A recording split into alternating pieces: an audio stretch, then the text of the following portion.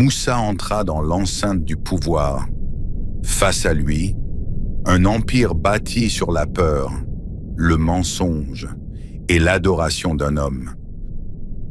Il n'était ni armé, ni soutenu par une armée, mais il portait quelque chose de plus fort que tout cela, le message de son Seigneur. Il parla calmement, sans détour. Il appela Pharaon à l'unicité, à adorer Allah seul, le Seigneur des cieux et de la terre. Les signes furent montrés, clairs, indiscutables. Mais au lieu de s'incliner devant la vérité, les cœurs endurcis réagirent avec arrogance. « Ce n'est que de la magie », dirent-ils, « une invention. » Ils prétendirent n'avoir jamais entendu cela auparavant. Comme si la vérité naissait et mourait avec leur tradition, Moussa ne s'emporta pas. Il répondit avec une certitude tranquille. « Mon Seigneur sait qui est sur la voie droite, et il sait à qui reviendra la fin heureuse. Les injustes ne triomphent jamais. » Alors Pharaon s'avança. Son regard était dur, sa voix écrasante. Il dit « Ô notables, je ne connais pour vous aucun Dieu autre que moi. » Un silence pesant tomba sur l'assemblée. Puis, pour sceller son mensonge, il donna un ordre insensé. « Construisez-moi une tour, que je monte, que je voie le Dieu de Moussa, car je suis certain qu'il ment. » Ce jour-là, l'arrogance atteignit son sommet, et le mensonge se fit loi.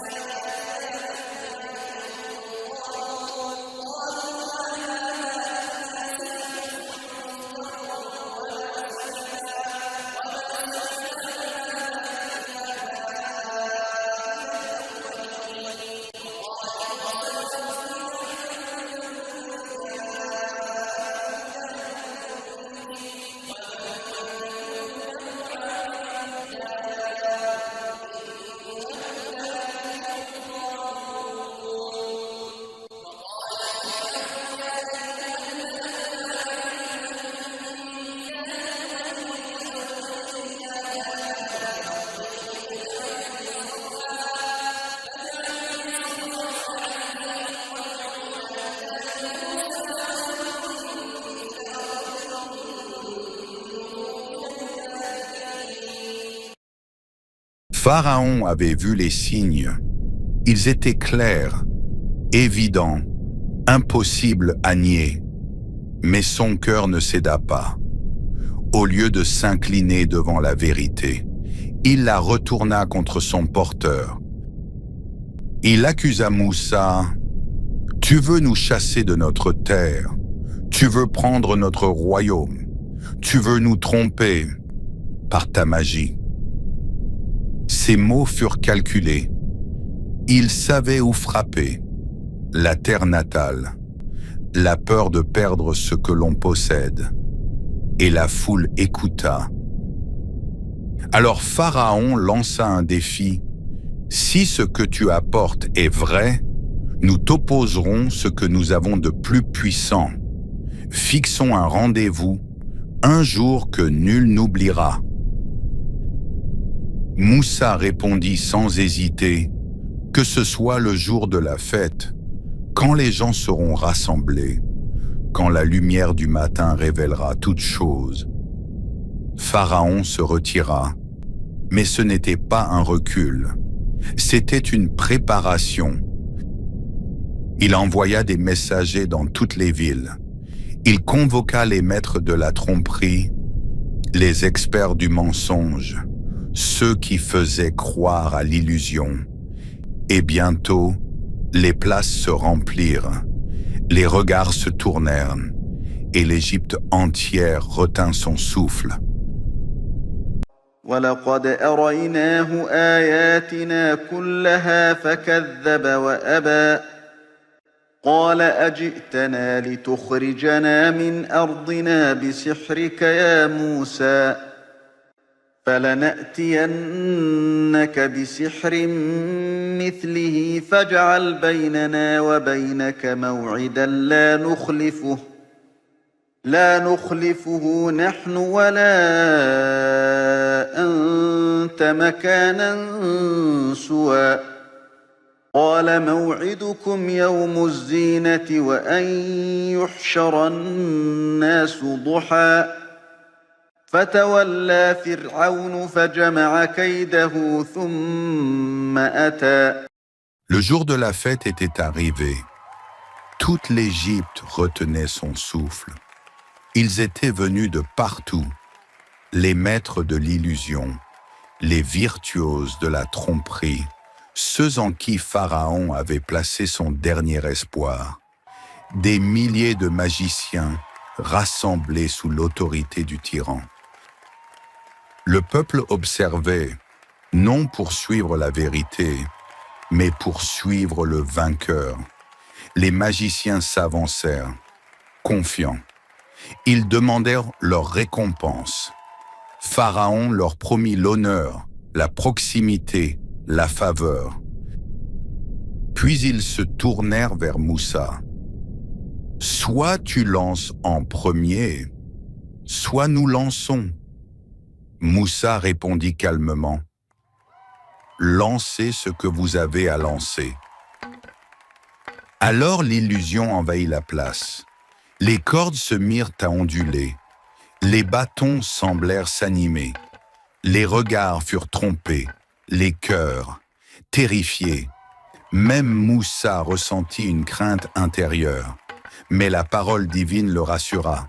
« Ne crains pas, tu es le plus élevé. » Alors Moussa lança son bâton, et l'illusion s'effondra. La vérité engloutit le mensonge, sans effort, sans reste. En un instant, tout fut clair. Les magiciens comprirent. Eux, les maîtres de la magie, reconnurent ce qui ne venait pas de l'homme. Ils tombèrent prosternés. Nous croyons au Seigneur des mondes, au Seigneur de Moussa et de Haroun. La place se figea. Pharaon venait d'être vaincu par ceux-là même qu'il avait convoqués. فجمع السحرة لميقات يوم معلوم وقيل للناس هل أنتم مجتمعون لعلنا نتبع السحرة إن كانوا هم الغالبين فلما جاء السحرة قالوا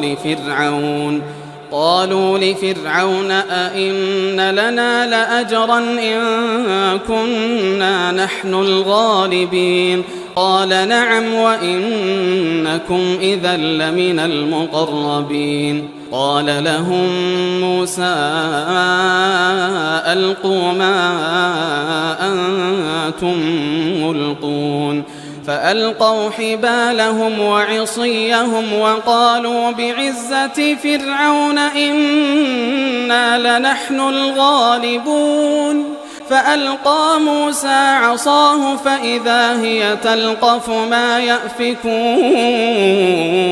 فألقي السحرة ساجدين قالوا آمنا برب العالمين رب موسى وهارون. Le silence tomba brutalement sur la grande place. Là où quelques instants plus tôt régnait l'illusion, le tumulte et la magie, il n'y avait plus que des corps prosternés et des mots qui avaient frappé le cœur du royaume comme un éclair. Nous croyons au Seigneur des mondes, le Seigneur de Moussa et de Haroun. Pharaon resta figé, ce qu'il voyait dépassait l'entendement.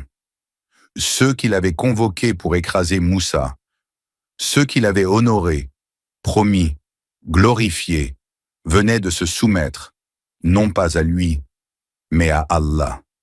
Son visage se durcit, sa voix, lourde de rage, fendit l'air. « Avez-vous cru en lui avant que je ne vous en donne l'autorisation ?» Ce n'était pas une question, c'était une accusation. Puis il lança l'accusation suprême, celle du mensonge politique. « Il est votre maître, celui qui vous a enseigné la magie.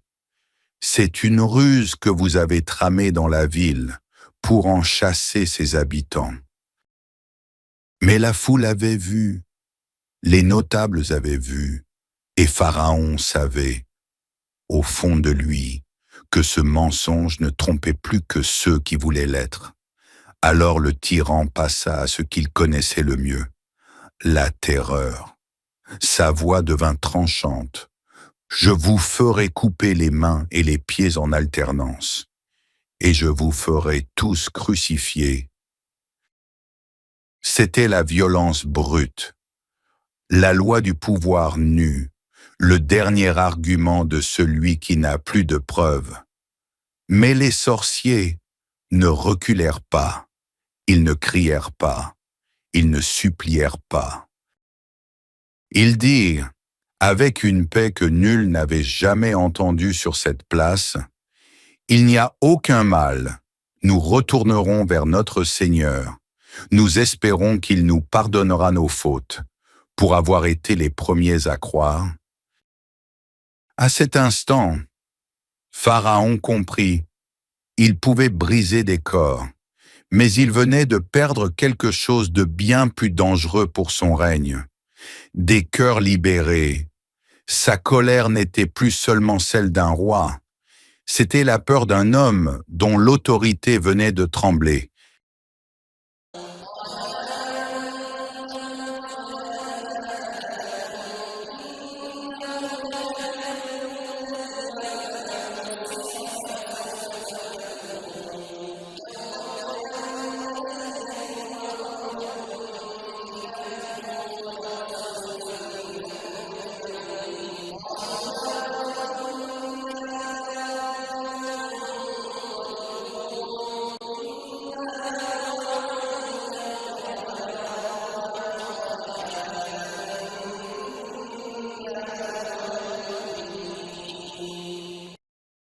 Alors que la terreur se préparait, une voix s'éleva, non pas depuis le peuple, mais depuis l'intérieur même de la cour de Pharaon, un homme, de sa famille, de son entourage, un homme qui croyait, mais qui avait jusque-là gardé sa foi secrète.